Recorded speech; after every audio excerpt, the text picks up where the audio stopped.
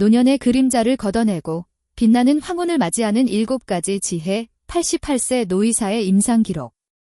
나는 88세의 노의사 송재학이다. 반평생이 넘는 시간을 의사로서 살아오면서 수많은 환자들의 삶과 죽음을 지켜봐왔다. 특히 노년의 질병과 고통을 가까이에서 목격하며 안타까운 순간들을 수도 없이 경험했다. 그 중에서도 가장 마음 아픈 질환 중 하나는 바로 알츠하이머병이다. 찾아와 한 사람의 인생을 송두리째 앓아가는 이 잔인한 병은 환자 본인뿐만 아니라 가족들에게도 깊은 상처와 고통을 남긴다. 오늘 나는 내가 직접 경험했던 알츠하이머 환자들의 이야기를 통해 노년의 건강을 위협하는 7가지의 파도에 대해 이야기하고자 한다.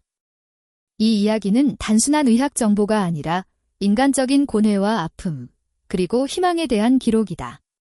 부디 이 기록이 많은 사람들에게 경종을 울리고 건강한 노년을 위한 지혜를 얻는 계기가 되기를 바란다. 영상 시청 전. 놓치면 후회할 필수 버튼. 이 영상을 보기 전에 좋아요, 공유, 구독 꼭 눌러주세요. 1. 지중해식 식단의 환상. 당신의 수명을 갉아먹는 달콤한 유혹과의 덫. 김영수 씨의 몰락. 김영수 씨는 70대 초반의 점잖은 신사였다. 은퇴 후 아내와 함께 지중해 연안으로 여행을 다녀온 후 지중해식 식단에 푹 빠져 매일 올리브 오일을 듬뿍 뿌린 샐러드를 먹고 생선 요리를 즐겨 먹었다. 그는 지중해식 식단이 건강에 좋다고 철석같이 믿었고 주변 사람들에게도 적극적으로 권했다. 하지만 김 씨에게 기억력 저하 증상이 나타나기 시작했다. 처음에는 단순한 건망증으로 여겼지만 시간이 지날수록 증상은 심해졌다. 약속을 잊는 것은 물론이고 심지어 집으로 돌아가는 길을 헤매기도 했다. 결국 김 씨는 병원을 찾았고 알츠하이머병 초기 진단을 받았다. 나는 김 씨의 식습관을 자세히 조사했고 충격적인 사실을 발견했다. 김 씨는 지중해식 식단을 건강하게 즐기는 것이 아니라 과도한 탄수화물과 나트륨을 섭취하고 있었다. 아침 식사로는 빵과 잼을 먹었고 점심 식사로는 파스타를 즐겨 먹었다. 저녁 식사로는 생선 요리를 먹었지만 샐러드에 뿌리는 올리브 오일의 양이 너무 많았고 빵과 함께 먹는 경우가 많았다. 또한 김 씨는 가공식품을 자주 섭취했는데 가공식품에는 많은 나트륨이 함유되어 있었다. 김 씨는 지중해식 식단이 건강에 좋다는 정보만 믿고 숨겨진 위험 요소를 간과했던 것이다.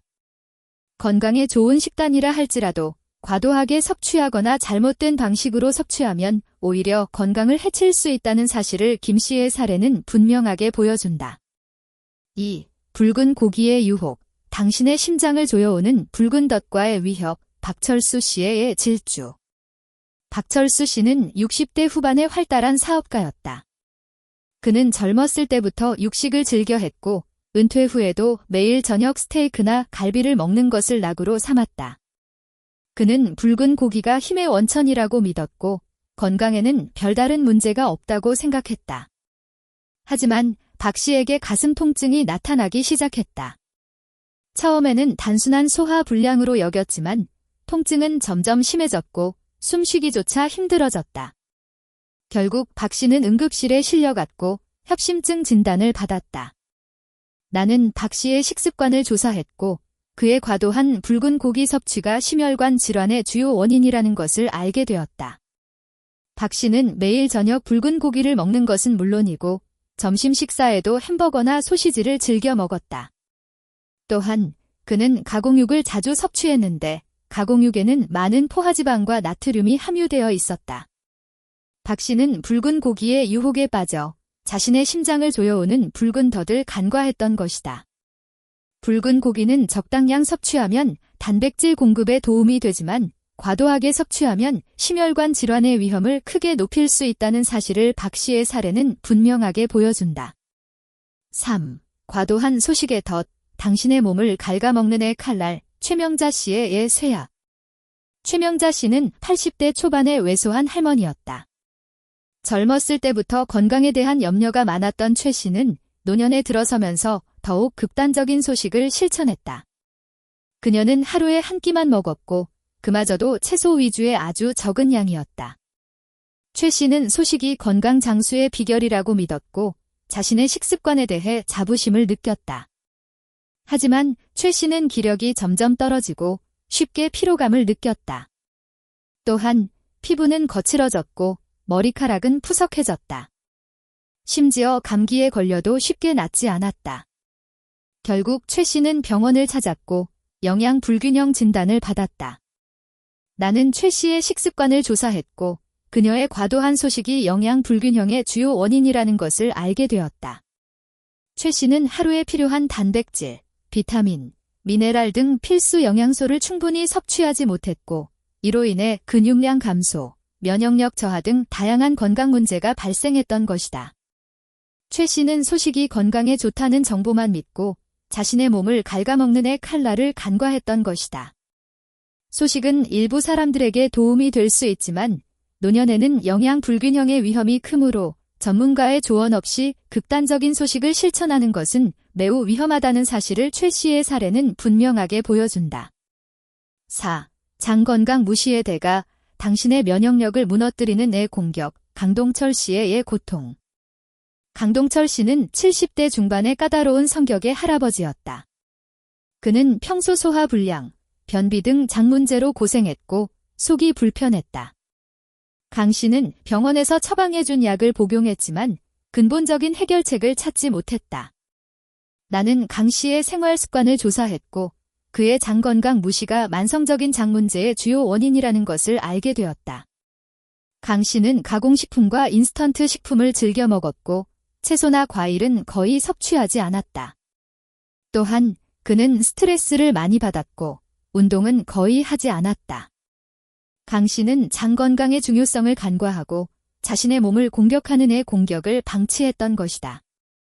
장 건강은 면역력 유지에 매우 중요한 역할을 하며 장 건강이 무너지면 소화기 질환뿐만 아니라 다양한 건강 문제가 발생할 수 있다는 사실을 강 씨의 사례는 분명하게 보여준다.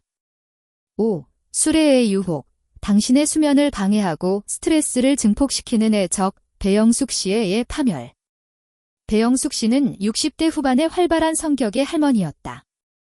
그녀는 은퇴 후 친구들과 자주 만나 술을 마셨고 술 없이는 잠을 이루지 못했다. 그녀는 술이 스트레스 해소에 도움이 된다고 믿었고 술을 즐겼다. 하지만 배 씨는 수면 장애를 겪기 시작했다. 밤에 잠을 제대로 이루지 못했고 새벽에 자주 깼다. 또한 기억력이 점점 떨어지고 감정 기복이 심해졌다. 결국 배 씨는 병원을 찾았고 알코올 의존증 진단을 받았다. 나는 배 씨의 음주 습관을 조사했고 그녀의 과도한 음주가 수면 장애, 기억력 저하, 감정 기복 등 다양한 건강 문제의 주요 원인이라는 것을 알게 되었다. 알코올은 수면 리듬을 망치고 뇌 기능을 저하시키며 스트레스를 더욱 증폭시키는 애 적이다. 특히 노년에는 알코올 해독 능력이 떨어지므로 과도한 음주는 더욱 위험하다는 사실을 배 씨의 사례는 분명하게 보여준다. 6. 운동 부족의 애 위험, 당신의 뼈와 근육을 갉아먹는 애 도둑, 나순애 씨의 애 쇠퇴. 나순애 씨는 70대 초반의 조용한 성격의 할머니였다. 그녀는 평소 운동을 싫어했고 은퇴 후에는 집에서를 보거나 뜨개질을 하는 것이 일상의 전부였다. 그녀는 운동의 필요성을 느끼지 못했고 몸을 움직이지 않았다. 하지만 나 씨는 뼈가 약해지고 허리와 무릎 통증이 심해졌다. 또한 근육량이 감소하면서 쉽게 넘어지고 일상생활에 어려움을 겪게 되었다. 결국 나 씨는 병원을 찾았고 골다공증 진단을 받았다. 나는 나 씨의 운동 부족이 뼈와 근육 약화의 주요 원인이라는 것을 알게 되었다. 운동 부족은 뼈 밀도를 감소시키고 근육량을 감소시켜 골다공증, 낙상, 골절 등의 위험을 높이는 애 도둑이다. 특히 노년에는 운동 부족이 더욱 심각한 문제를 야기할 수 있다는 사실을 나 씨의 사례는 분명하게 보여준다. 7. 낮잠의 애 저주, 당신의 수면 리듬을 망치는 달콤한 유혹, 고정수 씨의 애 혼란.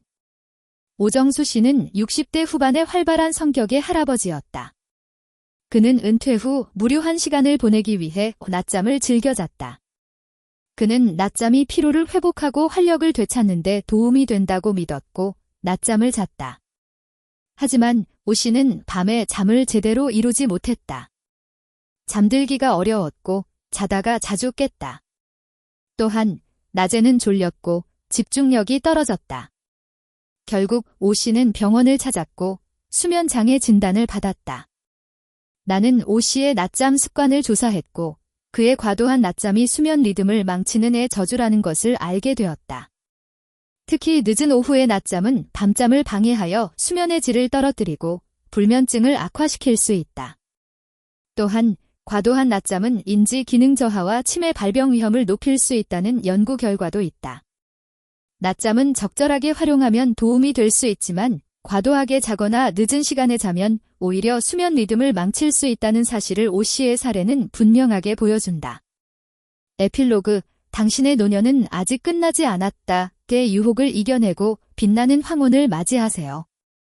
나는 수많은 환자들의 삶을 통해 노년의 건강을 위협하는 7가지의 파도가 생각보다 훨씬 더 강력하고 우리 삶에 영향을 미친다는 것을 깨달았다.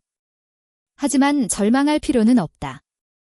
찾아오는 유혹들을 현명하게 이겨내고 건강한 식습관, 규칙적인 운동, 충분한 수면, 스트레스 관리, 적극적인 사회활동, 정기적인 건강검진 등 건강한 생활 습관을 꾸준히 실천한다면 우리는 충분히의 파도를 극복하고 빛나는 황혼을 맞이할 수 있다. 노년은 쇠퇴와 질병의 시기가 아니라 그동안 쌓아온 지혜와 경험을 바탕으로 새로운 시작을 할 수 있는 소중한 시간이다. 찾아오는 유혹들을 현명하게 이겨내고 건강한 노년을 위해 지금부터라도 생활 습관을 개선하고 노력한다면 우리는 모두 활기차고 행복하며 충만한 황혼을 맞이할 수 있을 것이다. 당신의 건강과 행복은 당신의 현명한 선택과 꾸준한 노력에 달려 있다는 사실을 기억하십시오.